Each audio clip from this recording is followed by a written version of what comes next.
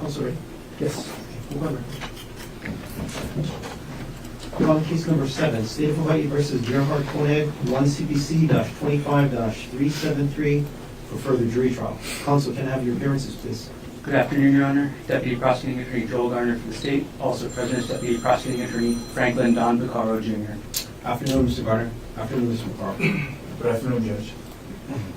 Good afternoon, Your Honor. Thomas Otake and Matt Dirks on behalf of Dr. Gerard Koig, who is present. Afternoon, Mr. Otake. Afternoon, Mr. Dirks. Afternoon, Dr. Koig. Afternoon, Your Honor. Gentlemen, all of you can be seated. Counsel, I wanted to raise a few things on the record. The court received communication number 1 this morning from the jury at 10:28. I did not send it out to you, and when I read it out loud to you, you can understand why. The jury wrote asking 6 questions. 1, may we please have blue printer state? 2, may we please have large Post-its? 3, may we please have other colored dry erase pens? 4, may we have another whiteboard? 5, an easel for a notepad. 6, regular markers. I didn't send this through to you. It was more just asking for supplies. So the court answered the communication at 10:35 stating the court will collect and provide the requested materials. The additional whiteboard may be difficult, but we will look for one or a suitable substitute. With respect to the handling of the communication number 1 from the jury this morning, Mr. Garner, any objections by the state? None from the State. How about you, Mr. Otake? No, Your Honor. Thank you. And then communication number 2 was received at 2:18 this afternoon. Hold on. This is the moment everyone in the courtroom has been waiting for. After days, and in some cases weeks, of testimony, evidence, and arguments, the jury sends a simple message: we've reached a verdict. No explanation, no hints, just 7 words that instantly raise the tension for everyone involved. What do you think the jury ultimately decided based on the evidence presented? Stating we've reached a verdict. And before the jury goes back into the courtroom, counsel, is there anything else you want to take up on record? Mr. Garner. Nothing at the moment. Mr. Otake. No, Your Honor.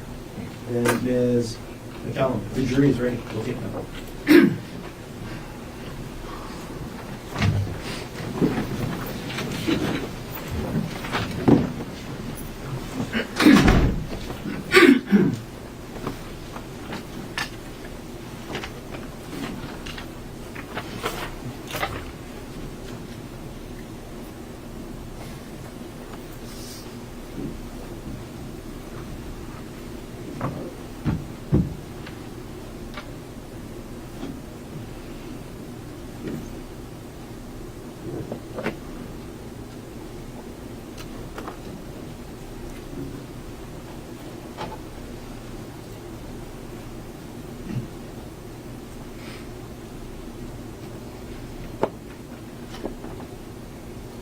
All rise for the jury.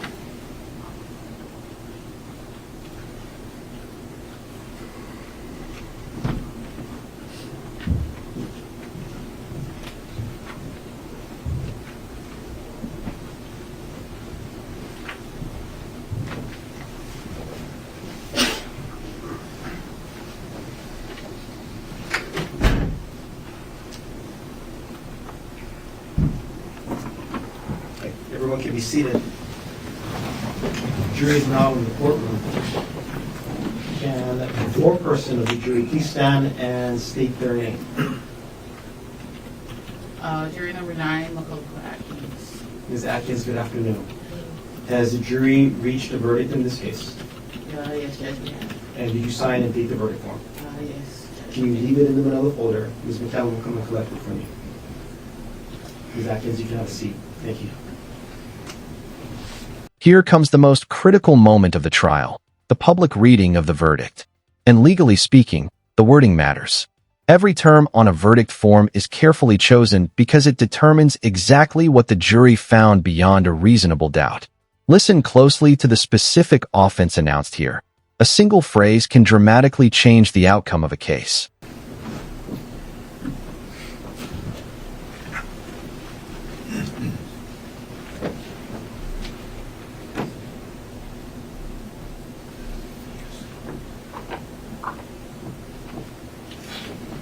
Dr. Koenig, can you stand as the clerk of the court reads the verdict of the jury? That is a major development. The jury has found the defendant guilty of attempted manslaughter based on extreme mental or emotional disturbance. In legal terms, this means the jurors rejected some arguments while accepting others, landing on a verdict that reflects a more nuanced conclusion than an all-or-nothing decision. Cases like this often involve difficult discussions about intent, state of mind, and personal responsibility. Case number 1 CPC-25-00000373, State of Hawaii versus Gerard Koig. Did you catch that? Every juror answered yes. This process is called polling the jury, and it serves an important purpose, confirming on the record that each individual juror personally agrees with the verdict. 12 separate confirmations leave no doubt about whether the decision was unanimous. We, the jury in this case, finds the defendant guilty of attempted manslaughter based upon extreme mental or emotional disturbance, dated 4/8/26 by the foreperson. Gentlemen, you can be seated. Ladies and gentlemen of the jury, I'm going to call you by chair number, not by name, but by chair number, and I'm going to ask that you answer out loud either yes or no. If you agree with the verdict that was read out loud here in court, you would answer yes. If you disagree with the verdict that was read out loud in court, you would answer no. Starting with chair number 1. Yes. Chair 2. Yes. Chair 3. Yes. Chair number 4. Yes. Chair number 5. Yes. Chair number 6. Yes. Chair 7. Yes. Chair 8. Yes. Chair number 9. Yes. Chair 10. Yes. Chair number 11. Yes. Chair number 12. Yes. Thank you very much, ladies and gentlemen of the jury. Dr. Koenig, the verdict of the jury is indeed unanimous, and consistent with their verdict, the court judges you guilty of attempted manslaughter in this case. Ladies and gentlemen of the jury, I am going to send you back into the jury deliberation room one more time. There's a little bit more paperwork that you'll need to complete with Ms. McCown. I will make myself available. I'll come into the jury room in about 5 minutes in case anybody has any questions. I'm happy to answer any questions that you might have. You don't have to wait though. If you want to get an early head start on your commute home, you're free to do so. One of the lesser-known parts of a trial happens after the verdict. Jurors are often thanked for their service and reminded that they can speak, or choose not to speak, to attorneys and the media. It's a reminder that while the verdict may be the headline, the jury's civic duty is the foundation that made the entire process possible. When you leave in the hallways of the courthouse, the attorneys might be outside. They're always interested in hearing feedback from the jury. In addition, there's media that has covered this case. There will be members of the media out in the hallway as well. Some of them may invite you to talk about your jury experience. You're free to talk to anybody that you want to, now that your jury service is just about at an end. However, if you don't want to talk with anybody, you don't have to. And that includes me. So you don't have to wait for me to come into the jury room. If you don't want to talk to anybody, including me, you're free to leave.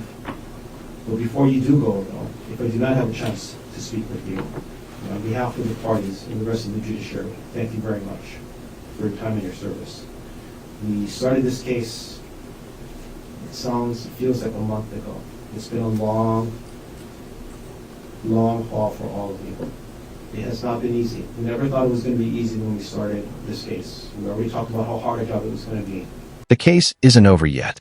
A guilty verdict answers the question of guilt, but sentencing is a separate phase with its own procedures and considerations. The court is now moving toward that next chapter, where factors beyond the verdict itself can influence the final outcome. What do you think the appropriate sentence should be based on what you've heard in this case? And through it all, you have to endure that weather, that traffic, horrible parking conditions. Thank you very much for your flexibility, your perseverance. I hope you and your family remain safe during this weekend. Again, if I don't get to talk with you, thank you very much. You have our utmost gratitude. And like I said at the beginning of this case, and this is still true today, it has been my great honor to serve with you on this case. Thank you very much. So for the last time, into the jury deliberation room. All rise.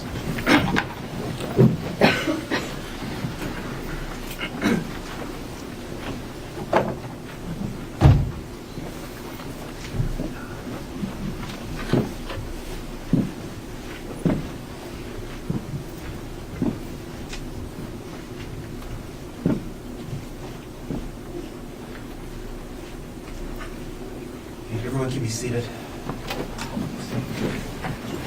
Consistent with the verdict in this case, the court will order the preparation of the pre-sentence investigation and report and schedule sentencing in this case on July 16, it's a Thursday morning, counsel, at 8:30 in the morning. Do you have any objections to this setting, Mr. Barr? Could we potentially have 1 week earlier? I know there's some time that it takes ACSB to prepare the work. I'm No, potentially- but I can go later. Okay, I'm potentially out of town for the last couple of weeks of July. I don't have approved travel yet, but, Setting in August would be better then. and I have a training on the first week of August. I'm sorry. I have a training on the first week of August, So early August, after the 7th, if that's okay. the 13th, be okay? Yes. Mr. Otake, agreeable? August 13th, Yes, sir. that's fine. So August 13th at 8:30 will be the sentencing in this case. Mr. Garner, is there anything else you want to take up on record? There is one thing, Your Honor. I'm unsure if we place this on record during the closing argument portion. After the state's closing argument, the state was made aware of a case that came out in 2025 that required the state to ask that a portion of the state's closing argument be stricken. I did. Was that placed on the record or was it an off-record discussion? It was on record. Okay, I just want to make sure that was on record. Thank And I you. gave the curative instruction to the jury right away. Yes, thank you. Mr. Otake, anything else you want to take up before adjourning? No, Your Honor. All right, thank you very much. Court's adjourned.